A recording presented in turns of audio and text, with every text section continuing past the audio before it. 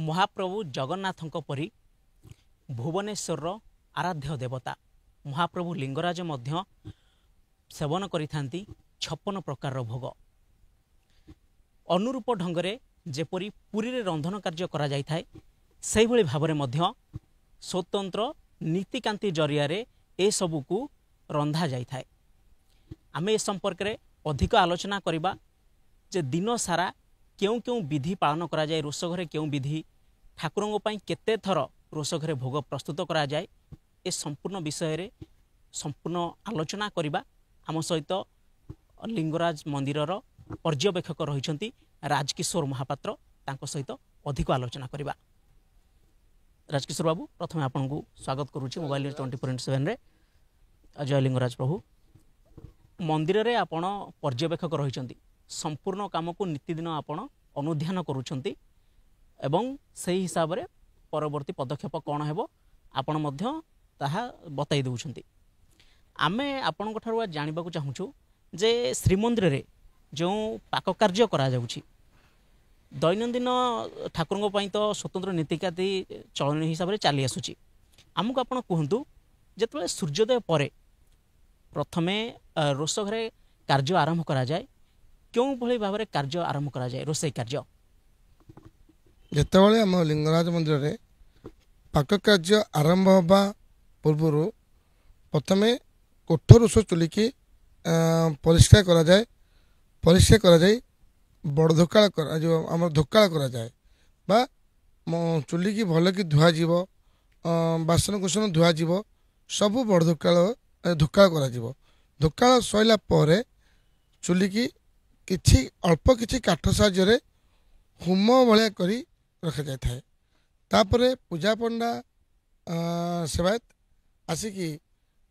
शुद्धिपूत भाव में चुली रे पुणी से पानी छिंचती तापरे रोष होम कार्य करता रोष होम कार्य संपूर्ण होला परे हम मंदिर भितर अच्छी मिनिमम 100 टू ऊर्ध्व चुली अच्छी ताहा काठ द्वारा लगा जाए लगा साइला परे जेहेतु होम सरी जाइथिबो तापरे पाक कार्य आरंभ करा जाए सब जिनसर जोगाड़ पाइटिया माने जो अछंती से माने आनी देई थांती आउ कोठरोष को जो चुनरा सेवायत बा समर्था निजगर समता सेवायत माने पानी देई थांती पाक कार्य आरंभ होवा पई तापरे चावल धुआ जाए आउ परियापत्र धुआ जाए सब जिनस धुआ जाए धुआ के रेडी होता है जो माने रोषई करिवे पाक कार्य आरंभ करिवे से माने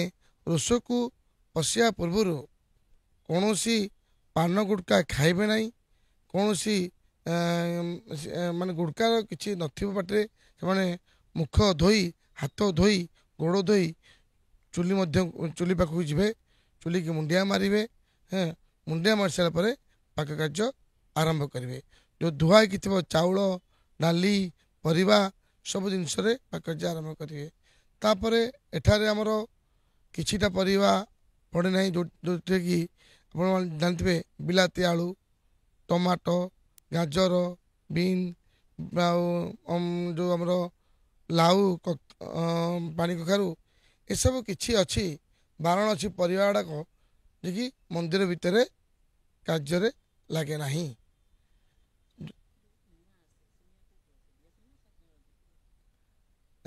से अग्नि दीप रु आसी थाए हाँ से दीपरू आसिक चुली लगी था जो रंधन कार्य करा जाए जदि नीतिदिन कथा देखिबा तेबे ठाकुरंग पई केते प्रकार रो व्यंजन प्रस्तुत करा जाए नीतिदिन 56 प्रकार व्यंजन करा जाए किंतु ये 56 प्रकार व्यंजनटा जेहेतु लिंगराज हरिहर शिव विष्णु ये तुलसी पत्र बेलपत्र लगी होता है से शिव को सुखिली भोग करा जाए आ विष्णु को अन्न महाप्रसाद भोग लगी है शिव आरसा काकेरा सेधुव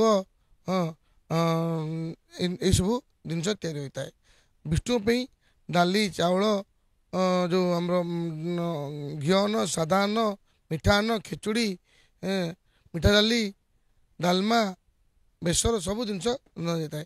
ଏଇ ଯେଉଁ 56 ଭୋଗ ଅଛି, 56 ଭୋଗକୁ 8 ଥରରେ ସ୍ତର ସ୍ତର ଭାବରେ ନିଆଯାଇଥାଏ। ସକାଳୁ ରାତି ପର୍ଯ୍ୟନ୍ତ ସ୍ତର ସ୍ତର ଭାବରେ ରୋଷେଇ ହୋଇ ନିଆଯାଏ। ଯେମିତି ଆମକୁ ସକାଳ ପ୍ରଥମ ହେଉଛି ବଲ୍ଲଭ। ସକାଳ ବଲ୍ଲଭ ଯେତେବେଳେ ପ୍ରଭୁଙ୍କର ସାହାଣ ମେଳା ସରିଯାଏ, ତାପରେ ମାଘସ୍ନାନ ଦେଇ ବେଶ କରାଯାଏ। ବଲ୍ଲଭ ଖଇ ଆଉ ଦହି, ତାପରେ ବଲ୍ଲଭ ପରେ ଠା କରାଯାଏ। ଠା କରାଯାଇକି ରୋଷରୁ ଏକ ସୁବର୍ଣ୍ଣ ଥାଳିରେ ଖେଚୁଡ଼ି, ସାଧା ଅନ୍ନ, ତାପରେ କାନ୍ତି, ବିରି ପିଠା ଆଉ ଶାଗ ଭଜା ଏସବୁ ଜିନିଷ ଆସିଥାଏ। ଦେଖନ୍ତୁ, ଜଗନ୍ନାଥଙ୍କ ମନ୍ଦିରରେ, ଶ୍ରୀକ୍ଷେତ୍ର ପୁରୀରେ ବିଭିନ୍ନ ପର୍ଯ୍ୟାୟରେ ଠାକୁରଙ୍କ ପ୍ରସାଦର ନାମ ବଦଳିଥାଏ। ଯେମିତିକି ଆମେ ମହାପ୍ରସାଦ କହୁ, ନିର୍ମାଲ୍ୟ କହୁ, ଠିକ୍ ସେହିପରି ଲିଙ୍ଗରାଜଙ୍କ ପାଖରେ ଦେଖିଲେ କ'ଣ ସବୁ ମହାପ୍ରସାଦର ଅଲଗା ନାଁ ରହିଛି? ଆମର ପ୍ରଭୁଙ୍କର ମହାପ୍ରସାଦ ନିର୍ମାଲ୍ୟ କୁହାଯାଏ। ଆମର ଯେଉଁଟାକି ଯେମିତି ଅନ୍ନଠୁ ନିର୍ମାଲ୍ୟ ହୁଏ, ଏଠି ଯେମିତି ଅନ୍ନଠୁ ନିର୍ମାଲ୍ୟ ହୁଏ। ଆଉ ସେଧୁଅ ଗୋଟେ ଅଛି, ଯେଉଁଟାକି ଆମ ଶୁଭ କାର୍ଯ୍ୟ ଲାଗେ, ଯେଉଁଟାକି ମାହାର୍ଦ କୁହାଯାଏ। ମାହାର୍ଦ କୁହାଯାଏ, ସେଧୁଅ ଶୁଭ କାର୍ଯ୍ୟ ଲାଗେ। ଏ ଦୁଇଟା ଜିନିଷ ହୋଇଥାଏ। ଦେଖନ୍ତୁ, ଆମର ସବୁଦିନିବା କଥା କହିଲେ, ଆପଣ ତ କହିଲେ ସେଇ 56 ଭୋଗ କରାଯାଏ। ବିଶେଷ କରି ପର୍ବପର୍ବାଣୀ ସମୟରେ ସ୍ୱତନ୍ତ୍ର ନୀତି ଏବଂ ପୂଜା ଉପଚାର କରାଯାଏ। ସେତେବେଳେ ଆପଣମାନଙ୍କୁ କେମିତି ପ୍ରସ୍ତୁତି କରିବାକୁ ପଡ଼େ? ଆପଣମାନେ ଜାଣିଥିବେ ଯେଉଁ ଦୁର୍ଗା ଅଷ୍ଟମୀ ବା 16 ପୂଜା ଚାଲିଥାଏ। ଏଠି 12 ମାସରେ 14 ପର୍ବ ଥାଏ। এই 14 ପର୍ବରେ ଭିନ୍ନ ଭିନ୍ନ ରୂପରେ ଭିନ୍ନ ଭିନ୍ନ କୁଢ଼ୁଆ ବି ଥାଏ। କେଉଁଟା ମୁଗ ଓଳି, କେଉଁଟା ଚକ ଓଳି, କେଉଁଟା ଗୋଟିକିଆ, କେଉଁଟା ଦିଶିରିଆ, ଏମିତି ସବୁ ରହିଥାଏ।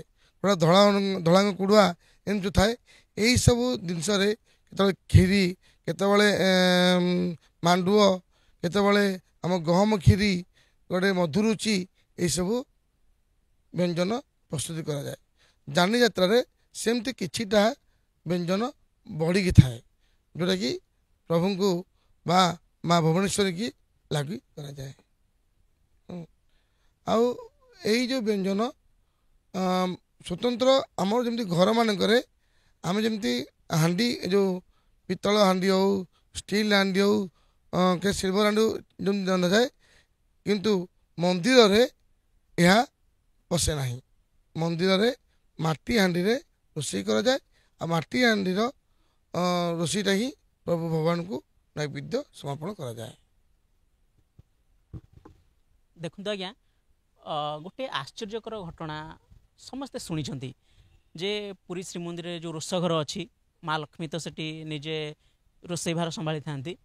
ଏବଂ ଆପଣ ବି କଥା ଶୁଣିଥିବେ ଯେ ଯେତେବେଳେ ରନ୍ଧନ କାର୍ଯ୍ୟ ଚାଲିଥାଏ, ସେ ସମୟରେ ଯେଉଁ ଗୁଡ଼ାକ ରନ୍ଧନ କାର୍ଯ୍ୟ ଯେଉଁ ମାଟି ପାତ୍ର ବ୍ୟବହାର ହେଉଥାଏ, ତଳେ ନିଆଁ ଜଳୁଥିବ, କିନ୍ତୁ ସବା ଉପରେ ଆଗେ ପାକ ସିଦ୍ଧି ହେଲା ବୋଲି ଶୁଣିବାକୁ ମିଳେ। ଆମେ ତ କେବେ ଦେଖିନୁ, ଶୁଣିଥିବା କଥା। ସେମିତି ଯଦି କହିବା, ତେବେ ଲିଙ୍ଗରାଜ ମନ୍ଦିରରେ ସେମିତି କିଛି ଆଶ୍ଚର୍ଯ୍ୟ ଆପଣ କେବେ ଅନୁଭବ କରିଛନ୍ତି କି? ଦେଖନ୍ତୁ, ଏଠି ମଧ୍ୟ ସେଇଭଳିଆ ରୂପରେ ରୋଷେଇ କରାଯାଏ। ଯେଉଁଟାକି ପ୍ରଥମେ ଉପର ହାଣ୍ଡି ହୁଏ। ଏଠି ମୋର ଗୋଟେ ଅନୁଭୂତି ଅଛି। ଯେହେତୁ ମୁଁ ଲିଙ୍ଗରାଜ ମନ୍ଦିରର ବ୍ରାହ୍ମଣ ନିଯୋଗ ତରଫରୁ ସୁପରଭାଇଜର ରହିଛି, ଏହି ଯେଉଁ ଅଭଡ଼ା ରାନ୍ଧିବା, ଅଭଡ଼ା ରୋଷେଇ କରିବା କାମ ହେଉଛି ସମ୍ପୂର୍ଣ୍ଣ ବ୍ରାହ୍ମଣ ନିଯୋଗର। ହଁ, ଯେତେବେଳେ କୋଠ ମହାଶ୍ୱର କୌଣସି ଦେହ ଅସୁସ୍ଥ ହଠାତ୍ ହେଇଗଲା, କି କୌଣସି ତାକୁ କିଛି ବାଥରୁମ୍ ଲାଗିଲା, ସେଇ ଜାଗାରେ ମୁଁ ବା ମୋତେ କହିଗଲା ପରେ ମୁଁ ସେ କାର୍ଯ୍ୟ ସମ୍ଭାଳିଥାଏ। ଦିନେ ମୋର ଗୋଟେ ବଡ଼ ଅନୁଭୂତି ଅଛି। ମୁଁ ପିଠା ଯେତେବେଳେ ଆରିସା ପିଠା, ଘିଅ ପୁରା ଗରମ ଅଛି, ବହୁତ ଗରମ ବସି ଅଛି, ମୁଁ ପିଠା ପକାଇଲା ବେଳେ, ଯେହେତୁ ମୁଁ କାର୍ଯ୍ୟ ଶିଖିଛି, କିନ୍ତୁ ପିଠା ପକାଇଲା ବେଳେ ଏହି କାର୍ଯ୍ୟ କଲାବେଳେ ମୋ ହାତ ଘିଅ କରେଇରେ ବୁଡ଼ି ଯାଇଥିଲା। ଘିଅ କରେଇରେ ବୁଡ଼ିଗଲା ପରେ ତାହା ବହୁତ ଜୋରସେ ଗରମ ହୋଇଥିଲା। ମୁଁ ସେ ହାତକୁ ସେ ପାଖରେ ଥିବା ଗୋଟେ ପାଣିରେ ବୁଡ଼ି ଯାଇଥିଲି। ତାପରେ ଓମ୍ ନମଃ ଶିବାୟ କହିକିରି ଏ ହାତକୁ ମୁଁ ଆଉଁସି ଦେଇଥିଲି। କୌଣସି ମୋର କଷ୍ଟ ହେଲା ନାହିଁ କି ଫୋଟକା ବି ବାହାରିଲା ନାହିଁ। ଆଉ ଯେଉଁ କହୁଛନ୍ତି ଆପଣ ଏଠି ମଧ୍ୟ ରୋଷେଇ ଘରେ ମା ପାର୍ବତୀ ବା ଅନ୍ନପୂର୍ଣ୍ଣା ନିଶ୍ଚୟ ବାସ କରନ୍ତି। ସେଥିପାଇଁ ଅନ୍ନପୂର୍ଣ୍ଣା ଗୋଟେ ସେମିତି ଗୋଟେ ଦିନ ଆଉ ଗୋଟେ ଦିନ ଘଟଣା, ଯେତେବେଳେ ମୁଁ ଗୋଟେ ଗ୍ରହଣ ପଡ଼ିଥିଲା, ମୋ ପଛରେ ଚୁନର ସେବାୟତ ଆମର ଅଛନ୍ତି ଜଣେ ଶିଶିର କୁମାର ସମର୍ଥା, ସିଏ ରୋଷକୁ ଯାଉଥିଲେ ମୋ ପଛରେ, ମୁଁ ବି ତାଙ୍କ ଆଗରେ ଯାଉଥିଲି। ଯେତେବେଳେ ଆମର ଗୋଟେ ହୋମ କାର୍ଯ୍ୟ ଆରମ୍ଭ ହେବ, ଗଲାବେଳକୁ ରୋଷର ପ୍ରଥମ ଆମ ରୋଷରେ ଭିତରୁ ଗଲାକୁ ଦୁଇଟା ଦ୍ୱାର ଥାଏ। ପ୍ରଥମ ଦ୍ୱାର, ଦ୍ୱିତୀୟ ଦ୍ୱାର, ତାପରେ ରୋଷ ଆଡ଼ିକି ଯିବା। ଭିନ୍ନ ଭିନ୍ନ ରୋଷରେ ଦ୍ୱାର ବି ଅଛି।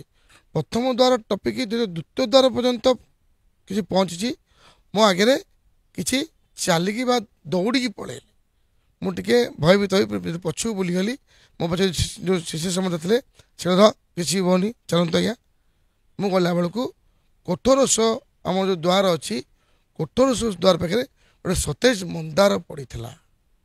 ହଁ, ଯେଉଁଟାକି ମୁଁ ଯଦି ଅନୁଭୂତି କରିପାରିଲି ମା ପାର୍ବତୀ ବା ଅନ୍ନପୂର୍ଣ୍ଣା ଏହି ରୋଷେଇରେ ଅଛନ୍ତି।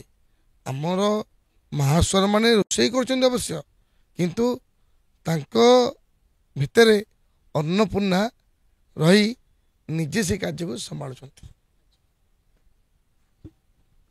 ତାମାନେ ଆପଣ ଯେଉଁ କଥା କହୁଛନ୍ତି, ଯେମିତି ମା ଲକ୍ଷ୍ମୀ ହେଉଛନ୍ତି ଶ୍ରୀକ୍ଷେତ୍ରପୁରୀ ରୋଷ ଘରରେ ନିଜେ ସବୁ ଦାୟିତ୍ୱ ସମ୍ଭାଳିଥାନ୍ତି, ନିଜେ ରୋଷେଇ କରିଥାନ୍ତି, ସେପରି ଲିଙ୍ଗରାଜଙ୍କ ରୋଷ ଘରେ ମଧ୍ୟ ନିଜେ ମା ପାର୍ବତୀ ବା ଅନ୍ନପୂର୍ଣ୍ଣା ରୂପରେ ଆଶୀର୍ବାଦ ଆପଣମାନଙ୍କ ଉପରେ ରଖିଥାନ୍ତି। ସେହି ନିଜେ ରନ୍ଧନ କାର୍ଯ୍ୟ ସମ୍ଭାଳିଥାନ୍ତି, ଯାହାର ପ୍ରମାଣ ଆପଣ କହୁଛନ୍ତି ନିଜେ ପ୍ରତ୍ୟକ୍ଷ ଭାବେ ଅନୁଭୂତି କରିଛନ୍ତି। ଏହା ତ ନିଶ୍ଚିତ ଭାବରେ ଏଠି ଅନ୍ନପୂର୍ଣ୍ଣା ପାର୍ବତୀ ଅଛନ୍ତି।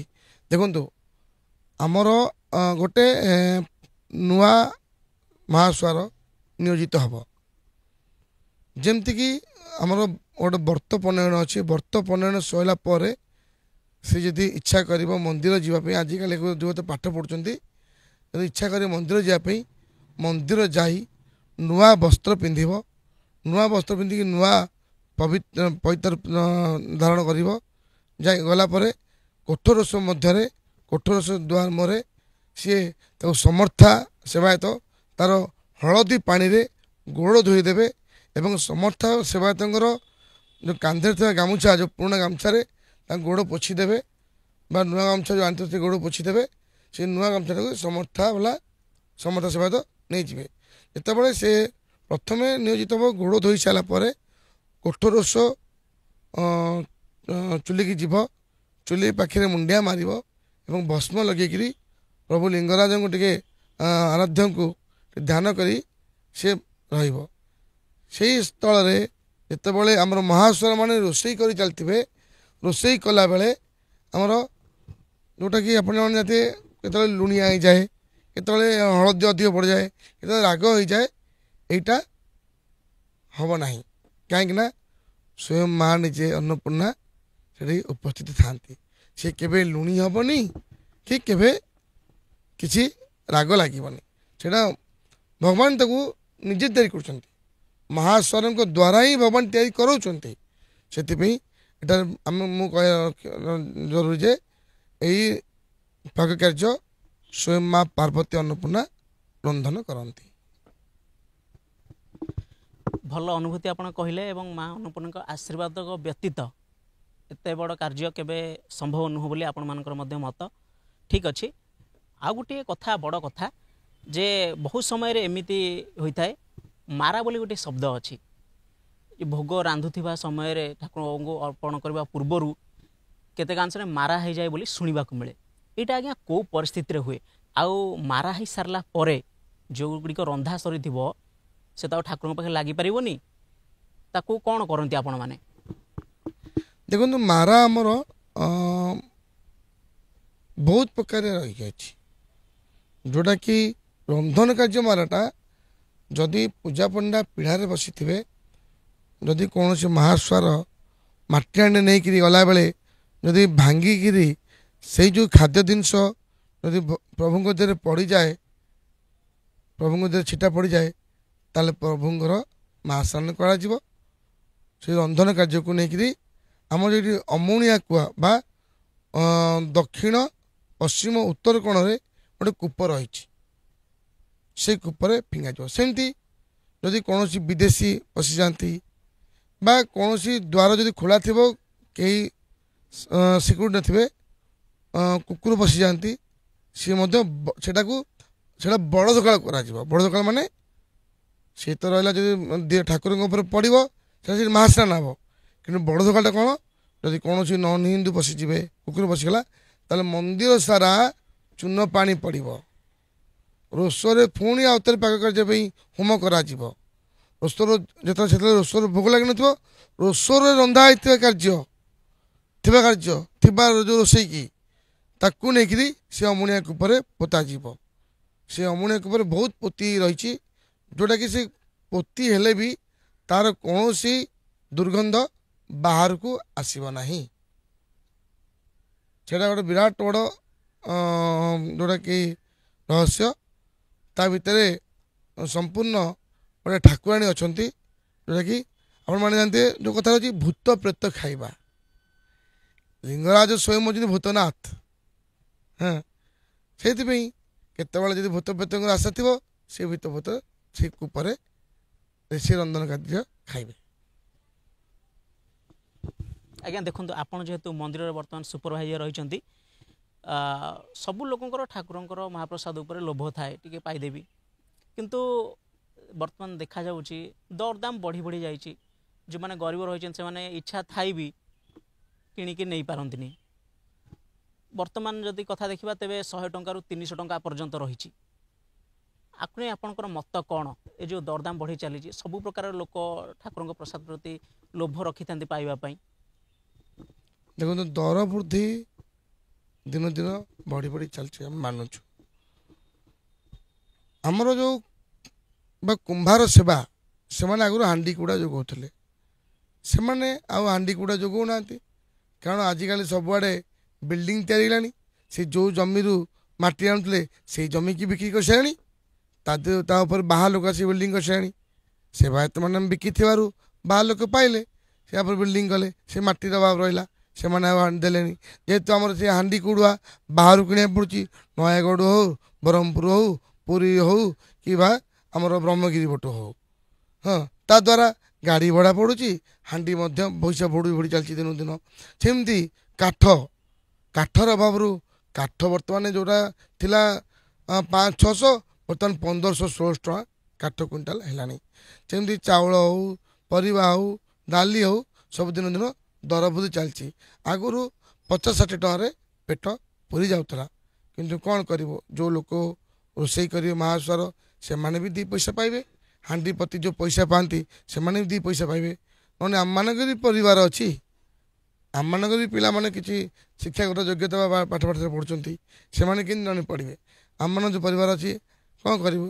ବାଧ୍ୟରେ ଆମକୁ ନ ଚାହିଁଲେ ବି ମନ ବାଧ୍ୟରେ ବଢ଼େଇବାକୁ ପଡ଼ୁଛି। ବଜାର ଦର ବୃଦ୍ଧି ସକାଶେ କ'ଣ କରିବୁ, ସେ ଚାଲିଛି ଆଉ। ଠିକ୍ ଅଛି। ବାକି ରହିଲା ଆପଣମାନଙ୍କର ସେବା, ଯେହେତୁ ଆପଣ ମାନେ ଲିଙ୍ଗରାଜଙ୍କର ସେବା କରୁଛନ୍ତି, ତେଣୁ ଆପଣମାନେ ପାରିଶ୍ରମିକ କେମିତି ପାଆନ୍ତି? ବିଶେଷ କରି ଯେହେତୁ ଆମେ ବର୍ତ୍ତମାନ ଏଠି ସୁପକାରଙ୍କ କଥା ଆଲୋଚନା କରୁଛେ, ଏଇ ରୋଷେଇ କାର୍ଯ୍ୟକୁ ନେଇ ଆପଣ କୁହନ୍ତୁ, ଅଲଗା କିଛି ବର୍ତ୍ତମାନ ନାହିଁ, ଯେହେତୁ ଆମେ ରୋଷେଇ କଥା ଆଲୋଚନା କରୁଛେ, ସେଥିପାଇଁ ଆପଣମାନେ କେମିତି ପାରିଶ୍ରମିକ ପାଇଥାନ୍ତି? ଏଇଟା ତ ପିଢ଼ି ପରେ ପିଢ଼ି ଗଡ଼ି ଆସିଛି ନା। ଆମର ଏଇ ଯେଉଁ ରୋଷେଇ କାର୍ଯ୍ୟ ବିଭିନ୍ନ ଗୋଟେ ଜଣକୁ ମାଲିକକୁ ନେଇକରି ତାଙ୍କ ପାଖରେ 20 ଜଣ ନିୟୋଜିତ ହୋଇଥାନ୍ତି। ସେମିତି ଅନନ୍ତ ବାସୁଦେବ ମନ୍ଦିର, ଲିଙ୍ଗରାଜ ମନ୍ଦିର ହେଉଛି ସମ୍ପୂର୍ଣ୍ଣ ବ୍ରାହ୍ମଣ ନିଯୋଗ ବା ସମ୍ପୂର୍ଣ୍ଣ ଏକା ନିଯୋଗ, ଏକା ମହାସ୍ୱାର ମାନେ।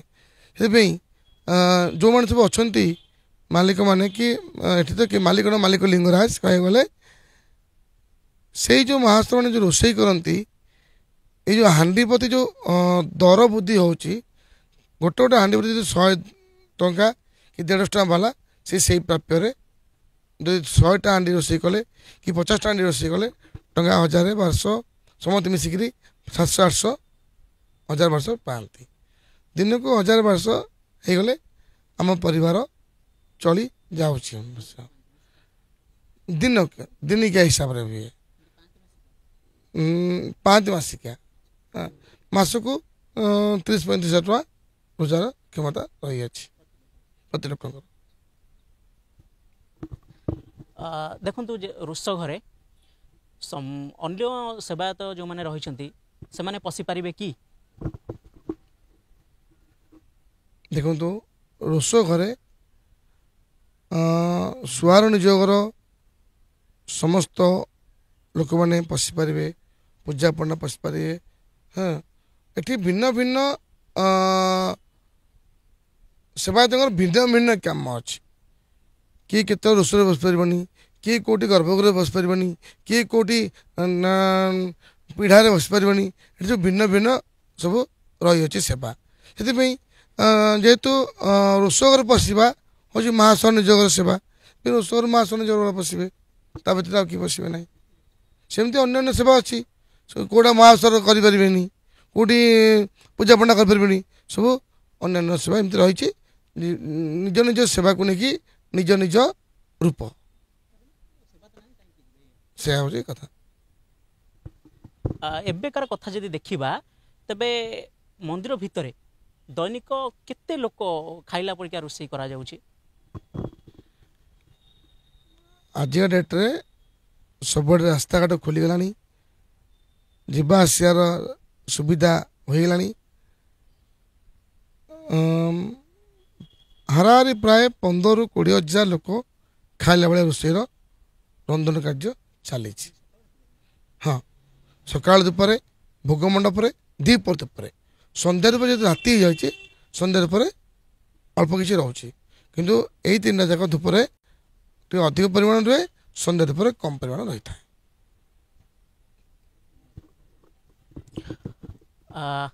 ଶ୍ରୀଯୁକ୍ତ ରାଜକିଶୋର ମହାପାତ୍ର, ଆପଣଙ୍କୁ ବହୁତ ବହୁତ ଧନ୍ୟବାଦ ମନ୍ଦିର ସମ୍ପର୍କରେ ଏବଂ ଆପଣଙ୍କର ଯାହା ପରମ୍ପରାଗତ ବୃତ୍ତି ରହିଛି ରୋଷଘର ସମ୍ପର୍କରେ ଆମ ସହିତ ବିସ୍ତୃତ ଭାବେ ଆଲୋଚନା କଲେ, ସେଥିପାଇଁ ବ୍ୟକ୍ତିଗତ ଭାବେ ମୋ ତରଫରୁ ଏବଂ ମୋବାଇଲ ନ୍ୟୁଜ୍ 24/7 ତରଫରୁ ଆପଣଙ୍କୁ ବହୁତ ବହୁତ ଧନ୍ୟବାଦ। ଜୟ ଲିଙ୍ଗରାଜ, ହର ହର ମହାଦେବ, ଜୟ ଲିଙ୍ଗରାଜ। ସମସ୍ତେ ଖୁସି ରୁହନ୍ତୁ, ସନାତନ ଧର୍ମକୁ ଆଗେଇ ନିଅନ୍ତୁ। ଆମର ସନାତନ ଧର୍ମ ଆଗକୁ ଯିବା ଦରକାର, ସମସ୍ତେ ଖୁସି ବି ରୁହନ୍ତୁ। ଶୁଣୁଥିଲେ ଆପଣମାନେ ମହାପ୍ରଭୁ ଶ୍ରୀଲିଙ୍ଗରାଜଙ୍କର ମନ୍ଦିରର ପର୍ଯ୍ୟବେକ୍ଷକ ଶ୍ରୀଯୁକ୍ତ ରାଜକିଶୋର ମହାପାତ୍ର ମହାଶୟଙ୍କୁ।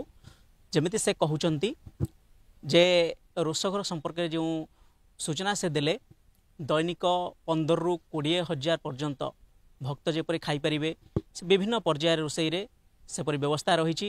ଏବଂ ମୋଟାମୋଟି ଆଲୋଚନାରୁ ଆମେ ଯାହା ଜାଣିଲେ ଯେ ପୁରୀ ଶ୍ରୀମନ୍ଦିରରେ ଯେଉଁଭଳି ବ୍ୟବସ୍ଥିତ ଢଙ୍ଗ ରହିଛି, ମହାପ୍ରଭୁ ଲିଙ୍ଗରାଜଙ୍କ ପାଖରେ ମଧ୍ୟ ଠିକ୍ ସେହିପରି ପାଖାପାଖି ପ୍ରାୟତଃ ସବୁ ସମାନ ରହିଛି ବିଧି ବ୍ୟବସ୍ଥା। ରୋଷ କାର୍ଯ୍ୟ ଦେଖିଲେ ସେହିପରି ଗୋଟେ ବଡ଼ ଅନୁଭୂତି କହିଲେ, ଯେହେତୁ ସେ ନିଜେ ମଧ୍ୟ ରୋଷେଇ ଘରେ କାର୍ଯ୍ୟ ସମ୍ପାଦନା କରୁଛନ୍ତି ବା ଆଗରୁ କରୁଥିଲେ, ତେଣୁ ପ୍ରଥମ ଅନୁଭୂତି ଭାବେ ସେ କହିଲେ ଯେ ମୁଁ ଗରମ ଘିଅ ଭିତରେ ବି ହାତ ପୁରେଇ ଦେଇଥିଲି ପିଠା ଛାଣିଲା ବେଳେ, କିନ୍ତୁ ସେ ଲିଙ୍ଗରାଜଙ୍କ ନାମ ନେଇକି ମୁଁ ଯେତେବେଳେ ପାଣିରେ ବୁଡ଼େଇ ଦେଇ ମୋ ହାତକୁ ଆଉଁସି ଦେଲି, କୌଣସି ଗୋଟେ ଫୋଟକା ମୁଁ ଦେଖିବାକୁ ପାଇନଥିଲି। ସେମିତି ଆଉ ଗୋଟିଏ, ଯେହେତୁ ଲିଙ୍ଗରାଜଙ୍କ ରୋଷ ଘରେ ମା ଅନ୍ନପୂର୍ଣ୍ଣା ବା ମା ପାର୍ବତୀ ନିଜେ ରୋଷ କାର୍ଯ୍ୟ ତୁଲେଇଥାନ୍ତି, ଆଉ ଗୋଟେ ବଡ଼ ଅନୁଭୂତି ମଧ୍ୟ ମାଙ୍କୁ ସେ ଛାୟା ରୂପରେ ଦେଖି ହଠାତ୍ ଚମକି ଯାଇଥିଲେ, କିନ୍ତୁ ତାଙ୍କ ପଛରେ ଥିବା ଆଉ ଜଣେ ସେବାୟତ ତାଙ୍କୁ ସେତେବେଳେ କହିଥିଲେ ନାହିଁ, ଡରିବାର କିଛି ନାହିଁ, ଏ ହେଉଛନ୍ତି ନିଜେ ମା। ଏବଂ ପ୍ରମାଣ ସ୍ୱରୂପ ଗୋଟେ ସତେଜ ନାଲି ମନ୍ଦାର ସେ ସେଇଠି ଦେଖିବାକୁ ପାଇଥିଲେ ଏବଂ ତାଙ୍କର ବିଶ୍ୱାସ ହେଇଯାଇଥିଲା ଯେ ବାସ୍ତବରେ ମା ଅନ୍ନପୂର୍ଣ୍ଣା ହିଁ ୟା ଭିତରେ ବିଦ୍ୟମାନ ଅଛନ୍ତି ଏବଂ ଠାକୁରଙ୍କ ପାଇଁ ଯେତେ ସବୁ ବ୍ୟଞ୍ଜନ ପ୍ରସ୍ତୁତ କରାଯାଉଛି ତାକୁ ନିଜେ ମା ଅନ୍ନପୂର୍ଣ୍ଣା ଏଇ ସୁଆର ସେବକମାନଙ୍କ ଭିତରେ ରହି ହିଁ ନିଜେ ରୋଷେଇ କାର୍ଯ୍ୟ ସମ୍ପାଦନ କରୁଛନ୍ତି। ଏବଂ ଆଉ ଗୋଟିଏ କଥା ଯାହା ଆମେ ତାଙ୍କୁ ପଚାରିଥିଲୁ, ବର୍ତ୍ତମାନ ବର୍ଦ୍ଧିତ ଦରଦାମକୁ ନେଇ ତାଙ୍କ ମନରେ ମଧ୍ୟ ଦୁଃଖ ଅଛି, ଯେହେତୁ ବଜାର ଦରଦାମ ବଢ଼ି ବଢ଼ି ଚାଲୁଛି, ତେଣୁ ଆମେ ମଧ୍ୟ ଚେଷ୍ଟା କରିବି ଦରଦାମ କମାଇବା ପାଇଁ ଟିକେ ସାହସ କରିପାରୁନୁ, ଯେହେତୁ ସବୁ ପ୍ରକାର ଡାଲି ଚାଉଳ ବଢ଼ି ବଢ଼ି ଚାଲିଛି, ତେଣୁ ବର୍ତ୍ତମାନ କଥା ଦେଖିଲେ 100 ଟଙ୍କାରୁ 300 ଟଙ୍କା ପର୍ଯ୍ୟନ୍ତ ବିଭିନ୍ନ ପର୍ଯ୍ୟାୟରେ ରହିଛି। ଖାଦ୍ୟ ତ ଆମେ କହିପାରିବେନି, महाप्रसाद कहवा तेणु आकु नहीं मन दुख अच्छी किंतु तथापि पेटपटना कथा जेहेतु से किसी कर दुख प्रकाश करुँच जेहेतु किसी करूना तेबे से जहाँ हो मोटामोटी भाव देखिले जो दुईटी अलौकिक कथा देखिले आउ गोटे कथा जितेबाला मारा हबार कथा उठुची से जो कूओ कथा कहले से कूओ भितर जिते भी मारा होइथिबा रोसई सबको पकई दे सारा कौन सी दुर्गंध ही आसी न थाए वास्तव में लिंगराज मंदिर रे जहाँ सब घटुची खाली लिंगराज मंदिर कहीं सृष्टि जहाँ सब घटुची जो चमत्कार अलौकिक घटुची ताहा केवल ठाकुर ही संभव और लिंगराज मंदिर रे सबकिछि महाप्रभु लिंगराज इच्छा ही संगठित होउची। यह ही सत्य। भुवनेश्वर कैमरामैन प्रताप सह प्रभात राउत, मोबाइल न्यूज 24x7।